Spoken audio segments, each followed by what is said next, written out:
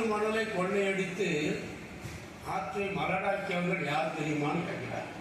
யாருன்னு சொன்னால் மந்திரிகள். அதில் பரவேசங்கிற ஒரு அரசியல்வாதி ரகசிய காப்பு பிரமாணங்கிற தலைப்பில் அந்த கவிதை வருது. ஒரு அரசியல்வாதி எப்படியெல்லாம் சூழ்ச்சியாக வாழ முடியும் இந்த ஜனநாயக நாட்டுங்கிறதுக்கு அந்த கவிதை ஒரு சிறந்த எடுத்துக்காட்டு. ஆக மலட்டுத்தன்மையை ஆற்றுக்கு கொடுத்து விட்டார்கள். நமது கவிஞர் பிரபு அவர்கள் கூட சொல்லி தீர்க்காத துணிகள் என்ற ஒரு பகுதி, அதாவது சொல்வது யாவரில் என்ற கவிதை நூலில் அவர் சொல்கிறார். ஏன்னா கிரிக்கெட் மைதானம் அல்ல, அந்த மைதானம் வந்து கிரிக்கெட்டுக்குள்ளதே இல்லை. ஆனால் விளையாடி கொண்டு இருக்கிறார்கள். கிரிக்கெட் மைதானம் அல்ல. அப்போ அது என்னதுன்னு சொன்னால் அழகர் இறங்கும் ஆகுங்கிறார். கொஞ்சம் நெக்ஸ்ட் போட்டு பார்த்தா தான் அதான் கவிதை நம்ம புரிஞ்சுக்கணும். அதாவது அழகர் இறங்க வேண்டிய ஆறு எப்படி இருக்குன்னு சொன்னால் மணலெல்லாம் கொள்ளையடிக்கப்பட்டு கட்டாந்தரையா இருக்கு. பார்த்தீங்கன்னா கிரிக்கெட் விளையாடுறோம் அவளை லேசாக சொல்லிட்டு போயிருக்காரு. அதே போல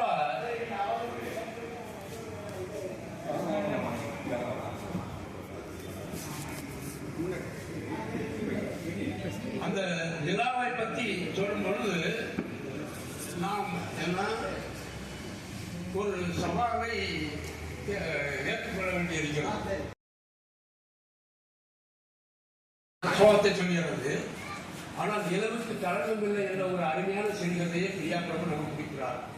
நீங்கள் ஆற்றை நோக்குமானால் மலராக கொள்ளலாம், ஆனால் நாங்கள் பெண்கள் நாங்கள் அப்படி மலராக்க மாட்டோம் என்பதற்கு அந்த கதை ஒன்று. அதாவது அந்த கதையில் வரக்கூடிய கதாநாயகி பேரே ஒரு ஆற்றின் பேர் தான். அவள் பேர் பவானி.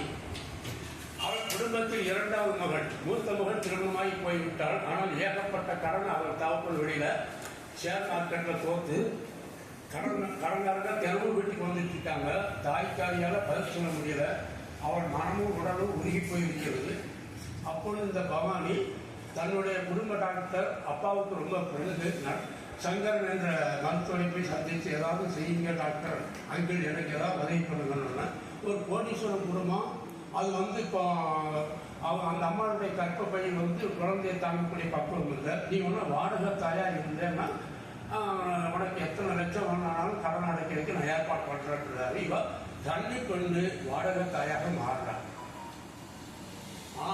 அது மாறி அவள் அந்த கோடீஸ்வரனுடைய விந்தனுவையும் அந்த கோடீஸ்வரனுடைய கருமுட்டையையும் தன் வயிற்றில் சுமந்து குழந்தையை பெற்றெடுத்து குடிக்கிறாள். குழந்தை முகத்தையும் பார்க்கக்கூடாது, கோடீஸ்வரர் முகத்தையும் பார்க்கக்கூடாது என்பது டாக்டருடைய கட்டளை. ஆனாலும் அவள் அதற்கு சம்மதித்து தான் அந்த குழந்தையை பெற்று குடிக்கிறாள். அவள் ஒரு 6 பேர் கொண்டு ஒரு ஆற்றின் பெயரை கொண்டிருக்கிறாள் பவானி. அப்போ மலடாக இருக்கக்கூடியதையும் நாங்கள் நின்று செய்வோம், குழந்தை பேராக மாற்றுவோம் என்பதை அந்த கதையில் அவர் சொல்லி வருகிறார். ஆக ஆற்று மணலை அள்ளி கொள்ளையடித்து ஏன்னா மலடாக்கி கொண்ட கதையும் ஒரு பக்கம் இருக்கட்டும்.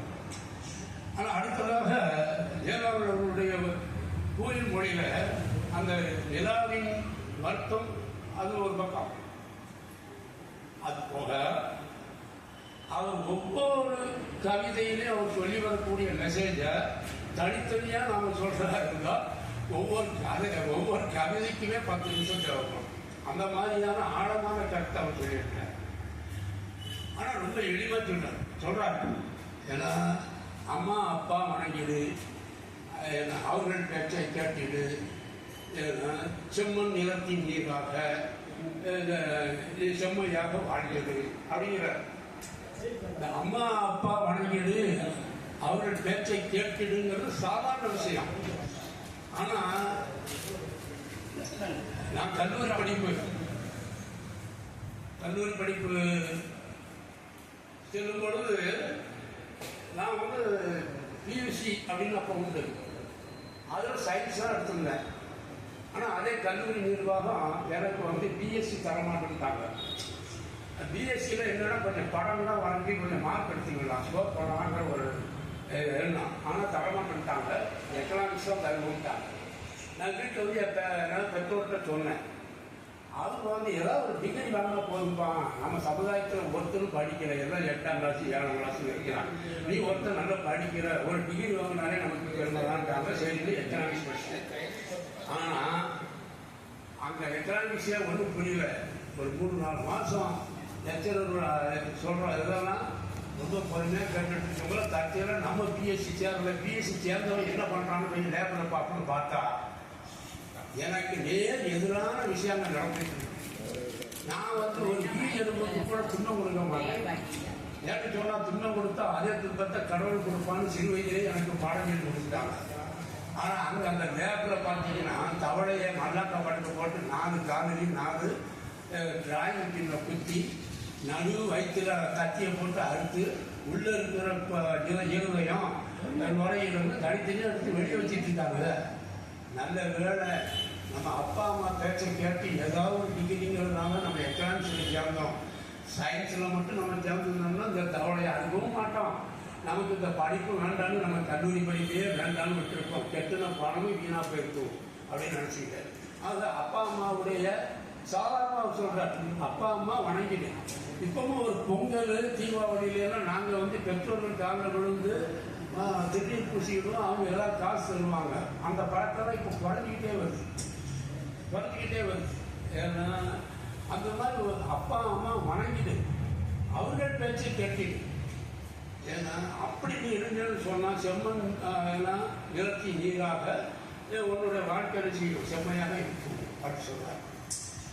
அதே போலவே அவர் ஒவ்வொரு விஷயத்திலும் பெரியாரை பற்றி சொல்லும் பொழுது இவ்வளவு சுருக்கமாக சொல்ல முடியுமாங்கிற அளவுக்கு சொல்லியிருக்கார். ஆமாம், பெரியார் ஏன்னா பெரியார் சொன்னது பெருசுங்க, வேதம் எல்லாம் எதுக்குங்க? ஏன்னா சாதிக்க துடிக்க நமக்கு சாதி மதம் எதுக்குங்க அப்படின்னு கேட்கிறேன். அப்போ பிள்ளைகள் சாதிக்க துடிக்கக்கூடிய பருவத்தில் அந்த காலகட்டத்தில் இருக்கும் பொழுது இந்த சாதி மதம் எதுக்குங்க? ஆனால் இந்த சாதி மதம் எப்படி தோன்றுச்சுங்கிறத நம்ம பாப்பா குடியார் கவிஞர் செல்வமணி அவர்கள் பெரியாருங்கிற தலைப்புல அருமையாக சொல்லியிருக்காரு. அவர் சொல்லியிருக்காரு, பெரியாரை பார்த்து சொல்றாரு, உன் பாதையில் உழைப்புத்தான் உண்டு. என்ன உன்னுடைய பாதையை உழைப்பத்தான் சொல்லும். உன் பாதையில் உழைப்புத்தான் உண்டு. சிலருக்கு அது உதறல் அடிக்கிறது. ஏன்னு சொன்னா அவன் உழைக்க மாட்டான். எப்போதுமே நம்ம சமூகத்தில் அப்படிதான் காலங்காலமா இன்னைக்குன்னு இல்லை நாளைக்கு இருப்பாங்க. இந்த கோயில்களோட தலைக்கட்டு வரின்னு வரும்போது கூடவே அவன் ஒட்டிக்கிட்டே வருவான். வசூல் பண்றதுல பாதி சாப்பிடணும்ல. அவன் தான் ஜாதி, அந்த ஜாதிக்கார 20,000 ரூபாய்க்கு வேட்டு விட்டுருக்கான், மான வேடிக்கை காமிச்சிருக்கான் அப்படியா அப்படின்ற மாதிரி சொல்லி போட்டீங்கன்னா அப்போ நம்ம 40,000க்கு விடுவோமாம்மா. ஆனால் 1000 ரூபா 10,000க்கு விட்டுட்டு பாக்கி 30,000 பைப்பில் போட்டு விடுவோம். ஆக இந்த மாதிரி ஆட்கள்லாம் இருக்காங்க. அவங்க உழைக்கவும் மாட்டாங்கிறத பெரியாரின் வாய்மொழியாக செல்வமணி அவர்கள் சொல்கிறார்கள். இது தேவாரன் கேள்வி கேட்கிறாரு, அதுக்கு பதில் அதில் இருக்கு. அதே போலவே ஜாதி மதத்தை பற்றி சொல்லுவாங்க, காந்தியத்தை அவர் சொல்லி வருகிறார். செல்வமணி அவர்கள் வந்து அதில் காந்தியத்தை கொண்டு வந்திருக்கார். அதாவது சமுதாயமும் சமயமும் சமூகமும் சாதியில் கேடு சாதியினால் கெட்டு போகக்கூடிய சூழலை வந்துடக்கூடாது, சாய்ந்து விடக்கூடாது என்பதற்காக சரியாக சொன்னார். யாருன்னு சொன்னால் அறிவின் வேதம் யாரு? காந்தி. அவர் அறிவிக்க ஒரு வேதமாக திறந்தவர் அப்படிங்கிற மாதிரி அந்த வரிகளை சொல்லி அவர் அதுக்கு வழக்கு கொடுக்கிறார். ஆக சாதி சமயம் தேவையில்லை, சாதிக்க துடிக்க நமக்கு சாதி சமயம் எதுக்குங்க அப்படிங்கிற மாதிரியான இதை வினாவிட தேவாரம் இது பண்ணியிருந்தார். ஆக ஒவ்வொரு கோணத்திலுமாக இந்த புத்தகத்தை நம்ம பார்க்க வேண்டியிருக்கிறோம். அதே போல தான் உணர்ந்தால் தெளிவுண்டுங்கிறதுல ரொம்ப அருமையான ஒரு மெசேஜை சொல்கிறார். அதாவது எல்லா பிள்ளைகளும் மார்க் எடுக்காது. அப்போ படிக்கும் திறமை சிலருக்கு உண்டு, பார்த்ததை செய்யும் திறமை இன்னொருத்தண்ட உண்டுங்கிறார்.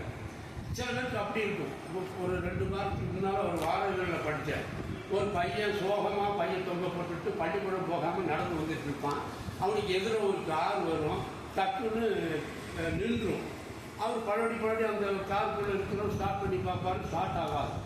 அப்போ அந்த பையன் உள்ளே எடுத்து பார்த்துட்டு, சார் நான் இதை சரி பண்ணி தரேன்னு, நீ பள்ளிக்கூடம் போகிற பையன் இங்கே நிற்கிறோன்னு என்னையே பள்ளிக்கூடத்தில் இன்னைக்கு யாரோ அதிகாரி வரான், அதனால என்னையே நீ இருந்தீங்கன்னா எனக்கு கெட்ட பேருந்து டீச்சர் அம்மா என்னை நிறுத்தி விட்டுட்டாங்க அப்படியே நீ சரி பண்ணி வேணும்னா ஆமாம்னா பேங்கிட்ட திறந்து ஏதோ ஒரு வேலையை பண்ணுறோம் பள்ளி ஸ்டார்ட் பண்ணுங்கன்னா ஸ்டார்ட் ஆகிடும். உடனே நீ எந்த பள்ளிக்கூடத்தில் படிக்கணும், இந்த நீங்கள் போறீங்கன்னா அந்த பாதையில் கடைசியில் இருக்கணும்னா அங்கே தான் ஒரு டிஓ அந்த பையனை உடனே காரில் ஏற்பாடு சொல்லி உட்கார வச்சு அவர் சொல்கிறார், எல்லாரும் ஏன்னா மார்க் எடுக்கணும், எல்லாரும் ஏன்னா மனப்பாடம் பண்ணி எதிர்பார்க்காங்க. இந்த பையன் இப்போ இல்லைன்னு சொன்னால் நான் காரை விட்டு இறங்கி நடந்து தான் வந்திருப்பேன். ஆகியனால வந்து படிக்கும் திறமை ஒருத்தர்கிட்ட இருக்கலாம், ஆனால் பார்த்ததை செய்பவருக்கு இன்னொரு திறமை இருக்கும். அதே மாதிரி அறிவுள்ளவன் என்னன்னா சில பேர் இருக்கலாம், ஆற்றல் உள்ளவன் சில பேர் இருக்கலாம். ஆக இந்த மாதிரி ஒரு அருமையான விஷயங்களை கோர்த்து கோர்த்து கோர்த்து கோயில் மொழி என்ற தலைப்பில் அவர் கொடுத்துருக்கிறாரு. ஆனால் சக்தி வராயத்தை சொல்லலைன்னா இந்த பேச்சு சரியாக வராது. ஏன்னு சொன்னால் குழந்தைகள் இலக்கியத்தில் அதாவது ஒரு சின்ன விஷயம், அது பெரிய ஒரு துணையோட தான் நீ வாழ பழகுங்கிறார். அது அது அது அருமையான கவிதை. ஆனால் நேரம் இல்லைங்கிறிய நான் ஒரு நாள் பேசுகிறேன். அவ்வளோ மிக சிறப்பான விஷயங்கள் அதுலேயும் இருக்குது. ஆகவே இந்த அளவுக்கு வாய்ப்பு கொடுத்தமைக்கு நன்றி கூறி விடைபெறுகிறேன். நன்றி.